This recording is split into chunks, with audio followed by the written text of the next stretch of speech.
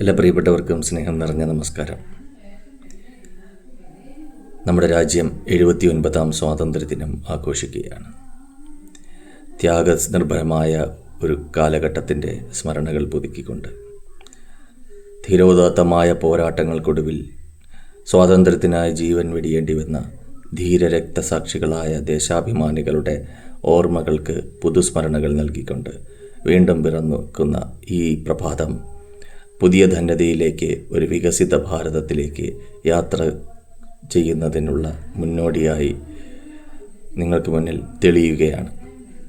നാം എല്ലാവരും ഒന്നാണ്, മനുഷ്യനും മാനവികതയും ഒന്നാണെന്ന സന്ദേശം ഉയർത്തിപ്പിടിച്ചുകൊണ്ട് ജാതി മത വർണ്ണ വർഗ ഭേദങ്ങൾക്ക് അതീതമായി മനുഷ്യരുടെ മനസ്സാക്ഷികൾ എല്ലാം ഒത്തൊരുമിച്ച് ചേർന്ന് രാജ്യപുരോഗതിക്ക് വേണ്ടി പ്രവർത്തിക്കേണ്ട സമയം അതിക്രമിച്ചു കഴിഞ്ഞിരിക്കുന്നു.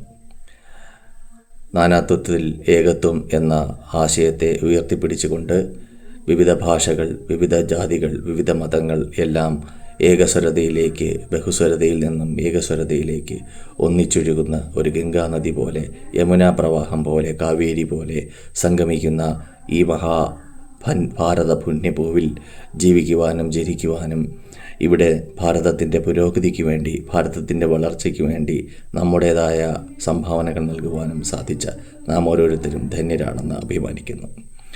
ഒരു കലാകാരൻ എന്നുള്ള നിലയിൽ, ഒരു സാഹിത്യകാരൻ എന്നുള്ള നിലയിൽ ഈ നാടിനെ സേവിക്കുവാനും, സാമൂഹ്യ പ്രവർത്തകൻ എന്നുള്ള നിലയിൽ രാജ്യത്തെ കഷ്ടപ്പെടുന്നവർക്ക് വേണ്ടി സംസാരിക്കുവാനും പ്രതികരിക്കുവാനും പ്രവർത്തിക്കുവാനും സാധിച്ചതിൽ ഞാനും കൃതാർത്ഥനാണ്. നമുക്ക് ഒരുമിച്ച് ഈ രാജ്യ പുരോഗതിക്ക് വേണ്ടി പ്രവർത്തിക്കാം, ഒന്നിച്ച് മുന്നേറാം, ഒന്നിച്ച് ഉയരാം. ജയ് ഹിന്ദ്, ജയ് ഹിന്ദ്.